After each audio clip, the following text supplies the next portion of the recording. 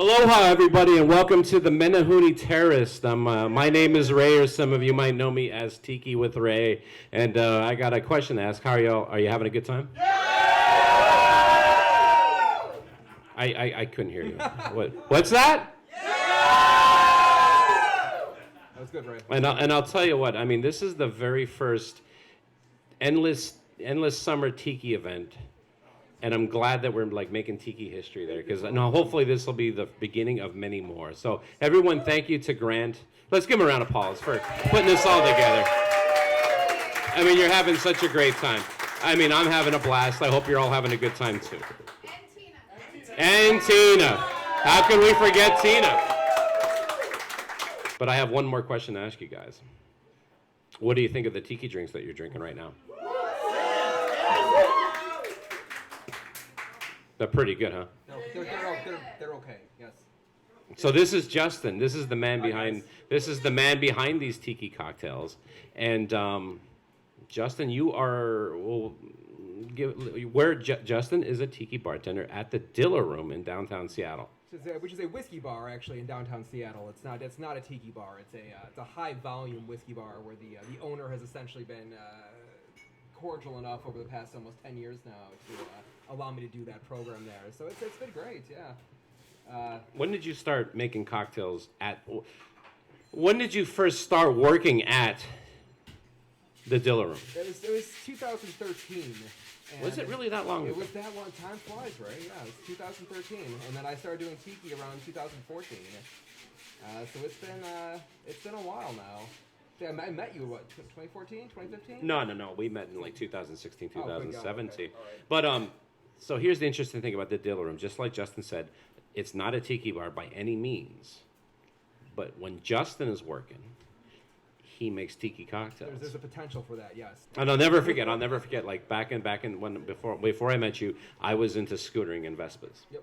And Rob, the guy who owns the Dilla Room, he's like, "Hey, have you ever gone to the Dilla and have you ever had Justin make you Tiki cocktails?" I'm like, "No, I've never been there." He goes, "Oh my God, you're missing out." And I'm like, "Okay, all right. Well, I guess I'll go check out this place." And the very first time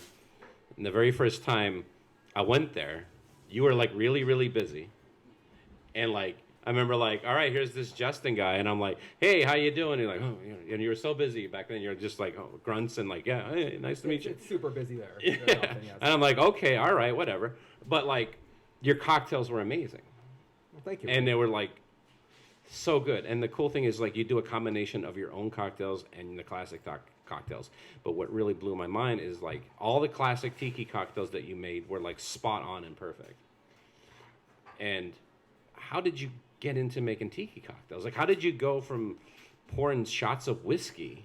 Well, I do feel I think we have spoken about this before. You've interviewed me before about this. But, yeah. We had a friend. My wife had a friend in Southern California near Huntington Beach by the old Down the Beachcomber location there, and that woman just had a baby. We went to visit her, yeah. And I'd been bartending for 5 or 6 years at that point, and decided to Google Tiki bars and see what would come up. And Down the Beachcomber was still there, and we chose to have dinner there that evening, and just completely blown away by that. And had a great time, and ended up sort of that sparked the interest in which I started looking into the drinks, how to make them, spin-offs of them, and kind of that was the beginning for me, was Don's over at PCH. Well, how did you learn how to make these cocktails? Like what were your resources? Google, Beach Bum Berry and his books. Okay. But I guess the one thing I would say about a lot of the traditional cocktails, they tend to be sort of two-dimensional. And so traditional Tiki cocktails or just traditional cocktails? I'm sorry, Tiki cocktails, traditional Tiki cocktails. Okay, all right. A lot of times sort of, not necessarily flat, but they were sort of lacking a little bit of a pop that I thought it was able to, you could execute if you wanted. Yeah, okay. With simple tweaking, and that's kind of what I started doing with a lot of the old classics was adjusting the citrus, adjusting the other ingredients and whatnot, even adjusting the rums, and the idea was maintain the integrity of that drink. While you still know it's a Navy grog, you still know it's Mai Tai or it might be, but it's it's sort of elevated, I guess, for lack of better words. And I started doing that, and I still do. Well, that being said, how would you alter some of these cocktails? Like, what would you do? Like bring back the lime and add more lime, add more syrups, add different syrups. What are we My talking? personal opinion, the citrus on a lot of those drinks sometimes. I mean, I think maybe the idea was to make them longer drinks, larger, sort of voluminous drinks. Yeah. You don't necessarily need the amount of orange juice or pineapple juice and so on. In so many of those drinks, you can kind of cut that back. Oh my to God, help yeah. bring forward the rum and the other ingredients as well.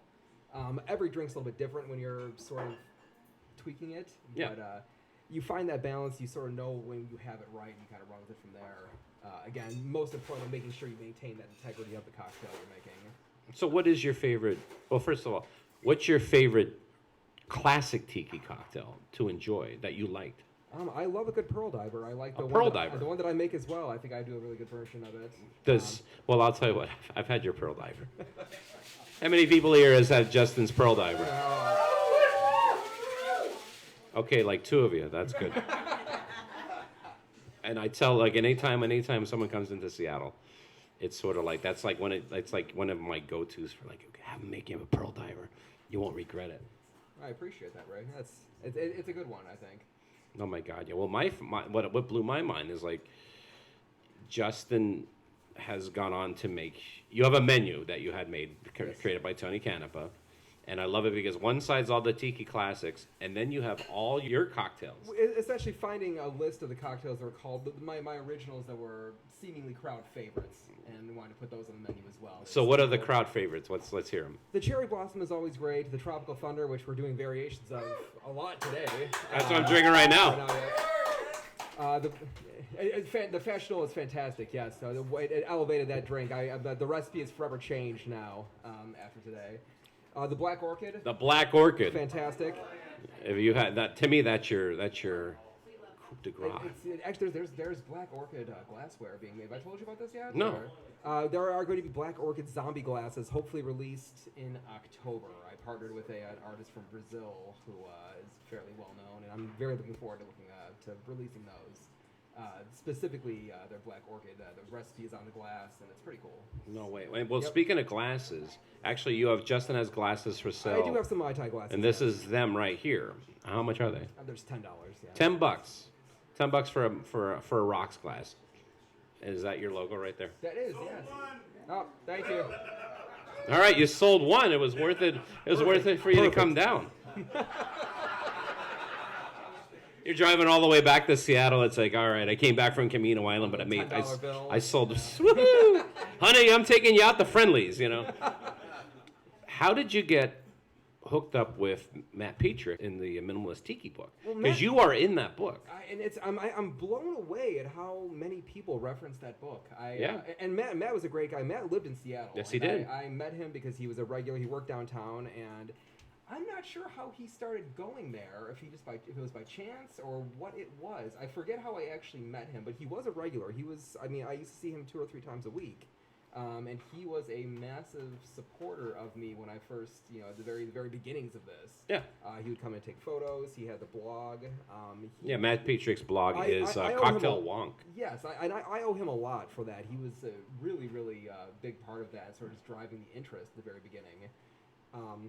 And actually, in that book is several of your recipes. Oh, yeah. So if you want to try your hand at some of Justin's recipes, you can try that. I'm sure people are probably somewhat familiar with the whole idea of the book. If you're not familiar, it's essentially bartenders from all over the country, and the idea was submitting recipes that a home bartender, someone with not a huge setup, they can still execute the drinks. They're all fairly easy to make at home. It's a great book, and I'm very honored to be part of it, honestly. I'm still blown away at how often it's referenced. People come in and recognize me or the drinks from the book, and it's pretty cool. Well, you're kind of a little famous, Justin. Because here's the thing, and I don't. There's a guy that's over in Boston who has a YouTube channel where he's making cocktail drink. He's like showing you how to make cocktails. Andrew? Yeah, and he's doing his cocktails. I somehow stumbled upon this guy's video. It's like, today I'm going to do the Black Orchid. I'm like, Justin's drink. And it is. And he's like going through your drink. Like he made like the cherry blossom. And I'm like, how the hell does he... this guy from Boston, but I guess he reached out to He you. messaged me on Instagram, and yeah, he's a really nice guy. He works at is it a tiki bar proper? Or is Yeah, he works at a bar that's in downtown I Boston. want to say like Wojslaw Road or something. I forget the name of it, but it's a tiki themed like Chinese bar / restaurant. Yes. Yeah, but it's like Really upscale. cool. It's upscale. Though. It's super cool. But yeah, he reached out, and yeah, it's been a pleasure speaking with him. And yeah, he made the recipes and put them on his YouTube channel. It's pretty cool. It's again very humbling. I never expected people to really, I mean, I thought they're good drinks. I didn't think they would end up being that sort of popularity, or people all over the place are requesting them and making them. Justin, they're not good drinks. they're They're incredible drinks, right? They're okay drinks. Thank you. Ray. Thank you. But I want to say one more thing. Like one drink that you made that I was blown away with. There's a drink that Justin has.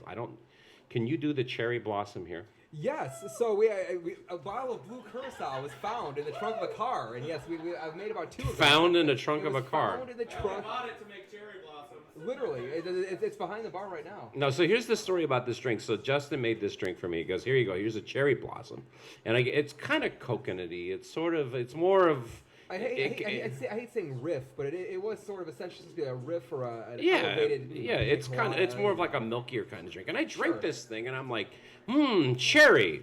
It tastes like cherry. Nope. And I'm like, so what's in here? Like cherry herring, maraschino liqueur, and you're like, there's nothing cherry in it at all. I'm like, It's really, really abrasive when I said it. Like cherry in here at all, Ray. yeah, that's exactly how you said it. No, this is how I was like, no, there's no cherry at all in here. Yeah, ran off somewhere. Yeah. But the crazy thing about this drink, it tastes like cherry, but it's curacao. And I thought, okay, the reason why he's calling this drink the cherry blossom is because it tastes like cherry, but there's no cherry in it. But what's the story? Like, why is it called the cherry blossom? And I think a lot of women out here might be able to relate with this or might know about this. The Lucky Lou shoe company out of Austin, Texas, they have a heel called the Cherry Blossom, and at the time it was available in a sort of peacock blue leather strap. And they've also been massive supporters from afar of me for years now. A super cool company. Yeah. And the idea essentially was to make a drink where the teal blue of the drink matched the leather on that heel, the cherry blossom.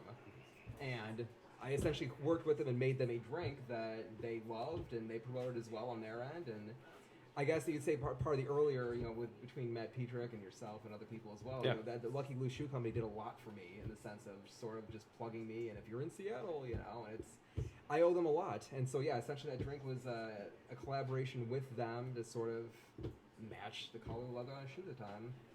And it's an amazing drink. It is, so, yes. So I'll tell you what. So after this interview, because I'm not going to hold you too long from your drink making, but like, get the cherry blossom. Can you do the black orchid? I can't do the black orchid. Can't do the black orchid, but you can do the tropical thunder. Oh, yeah. And Justin, thank you very much for taking time out of your. Thank you. Yeah. Thank you, Ray. And as it stands, Justin, you're at the Dilla Room Tuesdays, Wednesdays. Yeah, I close for sure. Yes. And then right now it's opening Thursday and Friday, so those are more like happy hour shifts. They're not really tiki sort of. That's just people piling in after work, and it's just a mess, and then it's over sort of shifts. So if you want Justin to do tiki drinks for you, Tuesday and Wednesday nights. Tuesday is the preferably. That's where it's a full setup on Tuesdays. Wednesday, depending. I mean, it is downtown Seattle, so you never really know what's going on. You could walk in, it could be super chill. You could walk in, there could be 100 people in there. And there's no telling. It's every week's different. But if you're gonna go, let me know because I'll go with you. Thank you very much, Justin. Thank you guys. All right. And also $10 for these glasses. For shooting practice. It's perfect. What'd you say? Shooting practice?